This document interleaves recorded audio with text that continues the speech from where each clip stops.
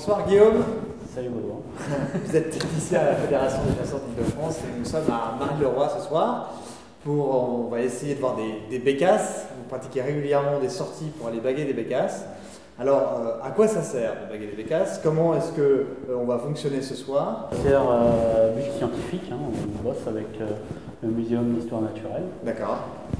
Par le biais du CRBPO, et derrière c'est délégué à l'Office National de la Chasse et de la Faune Sauvage pour le réseau bécasse. On a un réseau bécasse en France. D'accord. Qui bosse aussi un peu avec l'Europe, puisqu'on a des données qui viennent d'autres pays d'Europe. Donc pour baguer des bécasses, on passe un petit examen avec l'Office National de la Chasse et de la Faune Sauvage, bien sûr. Donc on part une semaine en stage avec eux, 5 jours à bosser avec eux sur la façon de faire, sur évaluer l'âge des oiseaux qu'on a en main. Donc tout ça c'est important pour le suivi scientifique. D'accord. Alors les chasseurs qui nous regardent et qui vont s'apercevoir ce soir de la manière dont ça va se passer, quelles sont les choses concrètes pour nous chasseurs qui allons dans l'année tirer des bécasses? Si demain on a une bécasse qui a une bague, qu'est-ce que ça veut dire? Ça veut dire que vous avez travaillé, mais qu'est-ce qu'il va falloir faire derrière? Oui, ça veut dire qu'on a bossé, on est pas mal en France, il y a entre 5 et 6 000 bécasses de baguées par an.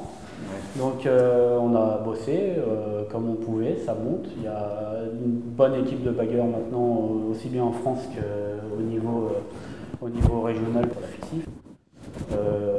Juste un petit mot pour Julien et Fred, qui sont aussi Frédéric Gamienne, qui sont tous les deux aussi bagueurs. D'accord. Donc si on a un chasseur qui prélève une bécasse baguée, le but c'est de nous renvoyer au moins le numéro de bague. S'il veut nous renvoyer la bague, on la prend, mais au moins le numéro de bague. Et puis si c'était possible, vraiment, ce serait vraiment sympa de leur part, c'est de peser l'oiseau 5 grammes de près pour voir la différence entre le moment où nous on l'a bagué et le moment où elle a été prélevée à la chasse. D'accord. Alors en général, nous quand on chasse, même avec le chien d'arrêt, on a d'énormes difficultés à pouvoir les voir et à tomber dessus. Là, on va voir ce soir, je dirais, un autre moyen de pouvoir voir des bécasses. Est-ce qu'effectivement la nuit, c'est le moment idéal pour vous? C'est le seul moment pour pouvoir le faire? Et est-ce que justement c'est facile d'approcher les bécasses pour essayer de les récupérer? Bon alors ce soir, on va voir des bécasses, ça c'est sûr, on va voir des bécasses. Après, te dire qu'on va réussir à les avoir dans les mains, je suis moins chaud ce soir parce qu'on n'a pas les conditions idéales pour pouvoir attraper des oiseaux. D'accord. Mais on va en voir, il y en a. C'est la nuit évidemment que ça se passe.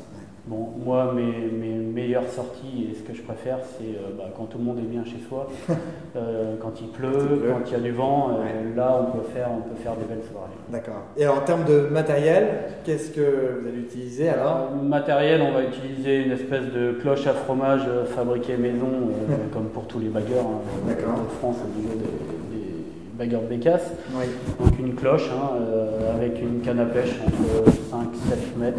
Là ce soir on va essayer de mettre le maximum parce que comme il n'y a pas de vent, il n'y a pas de flotte, on va avoir du mal à les approcher. D'accord.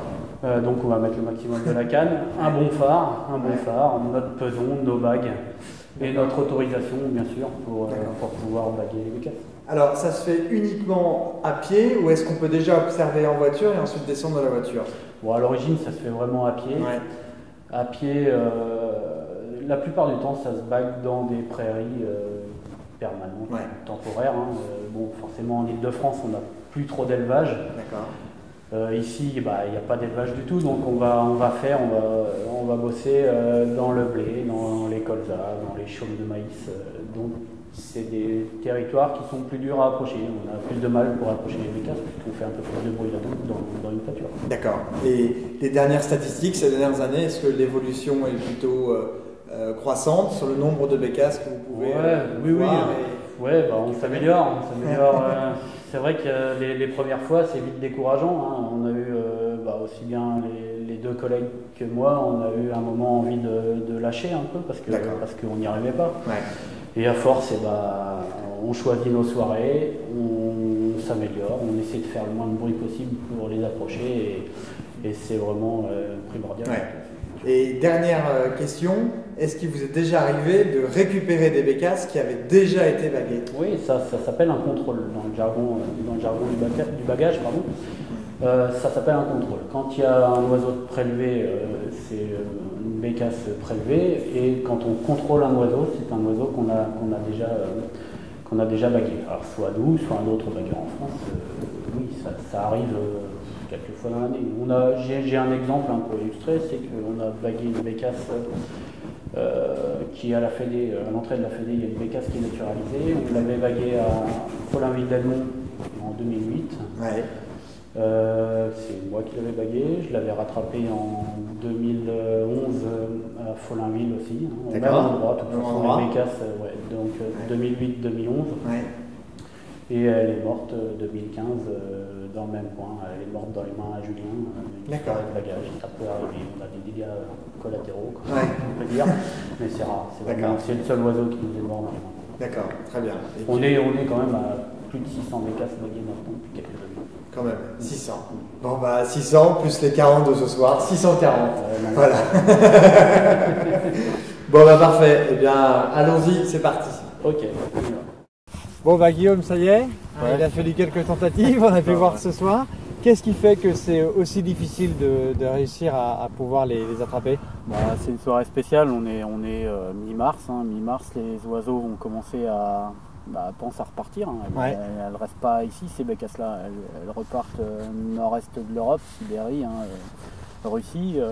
Quelques-unes nichent quand même sur la région parisienne. On a une nidification de bécasses sur Rambouillet, plus particulièrement.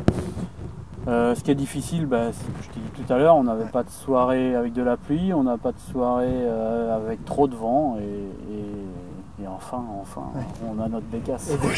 Et donc là, vous avez la baguée, identifiée, et comment ça se passe? Quand on l'a dans les mains comme ça, la première chose qu'on fait, c'est mettre la bague. Parce que ça arrive à tout bagueur qu'elle reparte. Et qu'elle s'envole.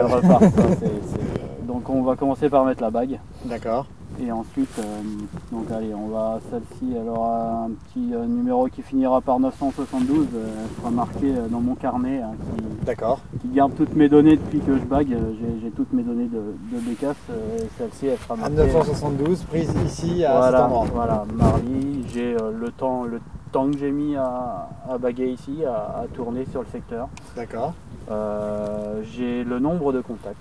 Donc ce soir-là, tu as vu, on est au moins 30 bécasses, là, ça n'arrêtait pas. C'est vraiment, il y a de la bécasse en ce moment, mais elles sont vraiment difficiles à attraper. D'accord. Et je mets donc le numéro de bague, le poids de l'oiseau, et on regardera ensuite son âge. D'accord, très bien. Donc, je m'applique à serrer comme il faut ma bague en trop.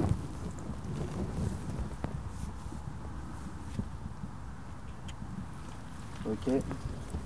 Et pendant l'intervention, il ne faut pas lui... Qu'est-ce qu'on fait? On la garde dans les mains, on les bloque? On la manipule, tu manipules comme un oiseau pour le bagage. Il ne faut pas la serrer de trop. Et puis, tu vois, là, elle est tranquille, une bonne mémère. Donc je vais regarder l'âge. Alors, pour regarder l'âge, ce qui est important, c'est de vérifier les rémiges primaires, 9 et 10. Qui sont usées sur cette bécasse, donc, et très effilées, très pointues, tu vois. Usées sur le bout là. On voit qu'elles sont bien usées, donc ça, je suis en présence d'un oiseau jeune. D'accord. Donc une bécasse qui est née en 2015. D'accord. Ensuite, je suis capable de définir si c'est une bécasse qui est née tôt en saison ou si c'est une bécasse qui est née tard en saison. Donc on parle de jeune précoce et de jeune tardif. Donc là, on est en présence d'une bécasse qui est précoce, une jeune précoce. Elle n'a pas de décrochement d'1 centimètre sur ses couvertures secondaires. Ok. Voilà, donc on a une petite mère, une petite jeune qui est née certainement en Russie ou par là-haut, et qui est venue nous voir ici et qui reviendra certainement l'an prochain. Petite moscovite. Et... Voilà. Et, la bécasse qui a été prélevée à la chasse. Le plus loin qu'on ait bagué dans le Val d'Oise, elle a fait 2800 km, elle a été prélevée en Russie. En Russie? Ouais. D'accord. Donc ensuite on va la peser.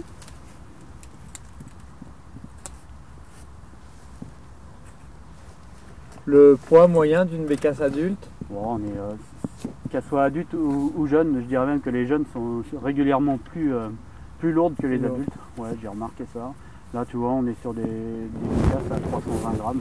320 grammes, on est à 320, 330 grammes de moyenne sur les dans le nord de la France. Il y a d'autres endroits où c'est pas le même, quoi. Ouais. Ok. Donc voilà, notre mémère. Alors notre mémère, bah, tu sais, moi j'ai mon habitude avec les bécasses, c'est de leur faire un petit bisou avant qu'elles repartent. Avant qu'elles partent en migration. En migration. Ouais, et puis bah, peut-être à une prochaine fois, puisque c'est pas rare qu'on contrôle un oiseau. D'accord. Ok. Ok. Et voilà. Bon.